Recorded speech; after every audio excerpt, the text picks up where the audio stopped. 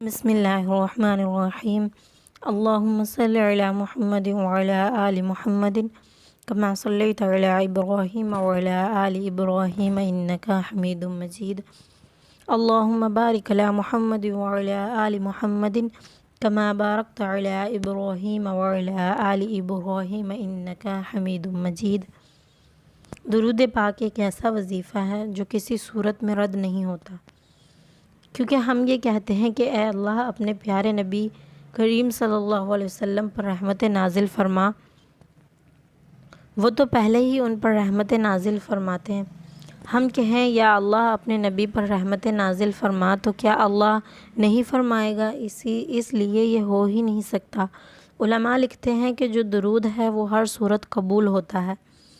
اس لیے حضرت عمر رضی اللہ تعالی عنہ فرماتے ہیں کہ دعا کو درود کے ساتھ جوڑ لو، کہ درود تو قبول ہونا ہی ہونا ہے، تمہاری دعا بھی قبول ہو جائے گی، کیونکہ اللہ رب العزت کی یہ شان نہیں کہ بعض کو قبول کر لے اور بعض کو ترک کر دے۔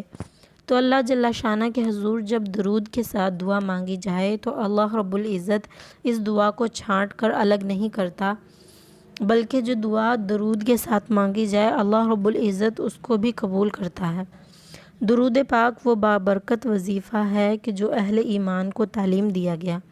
علماء نے لکھا ہے کہ زندگی میں ایک مرتبہ درود شریف پڑھنا فرض ہے، اور جب حضور صلی اللہ علیہ وسلم کا نام لیا جائے تو اس وقت درود پڑھنا واجب ہے۔ درود پاک وہ بابرکت وظیفہ ہے جو مقبول بارگاہ عمل ہے کہ اس کو جتنی بار مرضی پڑھو، ایک تو طبیعت میں اکتاہٹ پیدا نہیں ہوتی اور انسان تھکتا نہیں، اور دوسرا یہ عمل اتنا برکت والا ہے اور اتنا ثواب والا ہے کہ حضرت ابو ہریرہ رضی اللہ تعالی عنہ فرماتے ہیں کہ آپ صلی اللہ علیہ وسلم نے ارشاد فرمایا کہ جو میرے اوپر ایک مرتبہ درود پڑھتا ہے اللہ تعالیٰ اس پر 10 رحمتیں نازل فرماتے ہیں۔ یہ اس بابرکت وظیفے کا نتیجہ ہے جو بندہ مومن کو نصیب کر دیا جاتا ہے۔ ایک دوسری روایت میں حضرت انس بن مالک رضی اللہ تعالی عنہ سے مروی ہے کہ حضور صلی اللہ علیہ وسلم نے فرمایا کہ جس شخص کے سامنے میرا ذکر کیا جائے اسے چاہیے کہ وہ مجھ پر درود پڑھے، اس لیے کہ جس نے میرے اوپر ایک مرتبہ درود پڑھا اللہ رب العزت اس پر 10 رحمتیں نازل فرماتے ہیں۔ علماء نے ایک بڑی ہی خوبصورت بات لکھی ہے۔ وہ کہتے ہیں کہ اصل درود پڑھ کر اپنے لیے رحمتیں طلب کرنا ہوتا ہے اپنے رب سے، کیونکہ آپ صلی اللہ علیہ وسلم ہمارے درود کے محتاج نہیں۔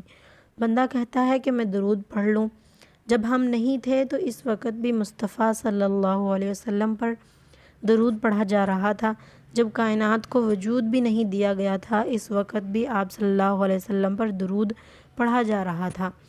تو یہ ہم اپنی سعادت مندی حاصل کرتے ہیں۔ اللہ تعالیٰ سے ایک بار خیر مانگو گے تو 10 رحمتیں جھولی میں ڈالے گا۔ تو یہ مانگنے کا ایک مہذب طریقہ ہے جو ایک اہل ایمان مانگتے ہیں۔ اس لیے اگر سارے وظیفے چھوڑ کر صرف درود پڑھا جائے تو یہ ایک ایسا عمل ہے کہ آپ صلی اللہ علیہ وسلم فرماتے ہیں کہ جو شخص مجھ پر ایک مرتبہ درود پڑھتا ہے تو اللہ رب العزت اس پر 10 رحمتیں نازل فرماتے ہیں، اور جو مجھ پر 10 مرتبہ درود پڑھتا ہے تو اللہ رب العزت اس پر 100 رحمتیں نازل فرماتے ہیں، اور جو مجھ پر 100 مرتبہ درود پڑھتا ہے تو اللہ رب العزت اس کی دونوں آنکھوں کے درمیان لکھ دیتے ہیں کہ یہ بندہ منافق بھی نہیں ہے اور دوزخی بھی نہیں ہے، اور اللہ رب العزت قیامت کے دن جس مرتبے پر شہداء کو ٹھہرائے گا اسی مقام پر درود پڑھنے والے کو ٹھہرائے گا۔ یہ ثواب ہے اس شخص کے لیے جو آپ صلی اللہ علیہ وسلم کی ذات رحمت پر درود پڑھتا ہے۔ حضرت عبد الرحمن بن عوف رضی اللہ تعالی عنہ سے ایک روایت مروی ہے۔ یہ عشرہ مبشرہ سے ہیں اور بڑے ہی جلیل و قدر صحابی ہیں، اور صحابہ میں سب سے زیادہ امیر صحابی بھی یہی ہیں۔ 1,44,000 صحابہ میں سب سے امیر ترین صحابی حضرت عبد الرحمن بن عوف رضی اللہ تعالی عنہ ہیں۔ آپ فرماتے ہیں کہ آپ صلی اللہ علیہ وسلم گھر سے باہر تشریف فرما ہوئے مسجد نبوی سے نکلے تو میں بھی حضور صلی اللہ علیہ وسلم کے پیچھے پیچھے چل پڑا، یہاں تک کہ کھجور کے ایک باغ میں آپ صلی اللہ علیہ وسلم داخل ہوئے۔ میں بھی اس باغ میں آپ صلی اللہ علیہ وسلم کے پیچھے چلا۔ میں نے کیا دیکھا کہ آپ صلی اللہ علیہ وسلم نے سجدہ فرمایا، اور سجدہ اتنا لمبا تھا کہ مجھے ڈر لگا کہ آپ صلی اللہ علیہ وسلم کا وصال ہو گیا۔ حضور نے سر انور رکھا سجدے میں اور پھر اٹھا ہی نہیں رہے تھے، تو میں ڈرا اس بات سے کہ کہیں حضور صلی اللہ علیہ وسلم کا وصال نہ ہو گیا ہو۔ فرماتے ہیں کہ میں دیکھ ہی رہا تھا کہ آپ صلی اللہ علیہ وسلم نے اپنا سر مبارک اٹھا لیا، تو میرا رنگ اڑا ہوا تھا۔ تو حضور صلی اللہ علیہ وسلم نے فرمایا کہ اے عبد الرحمن، تجھے کیا ہوا؟ تو جو مجھے ہوا تھا وہ میں نے حضور کو بتا دیا۔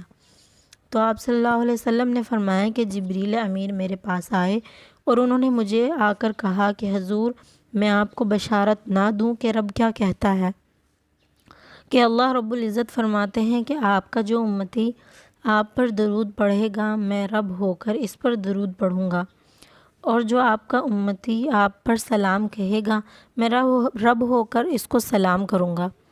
تو حضور فرماتے ہیں کہ تو میں سجدہ نہ کرتا، کہ شکر کا سجدہ میں نہ کرتا، اور وہ سجدہ اتنا لمبا نہ ہوتا کہ اگر میرا غلام مجھ پر درود بھیجتا ہے تو رب اس پر درود بھیجتا ہے۔ یہ کرم نوازیاں ہیں اس شخص پر جو حضور صلی اللہ علیہ وسلم کی رحمت ذات پر درود بھیجتا ہے۔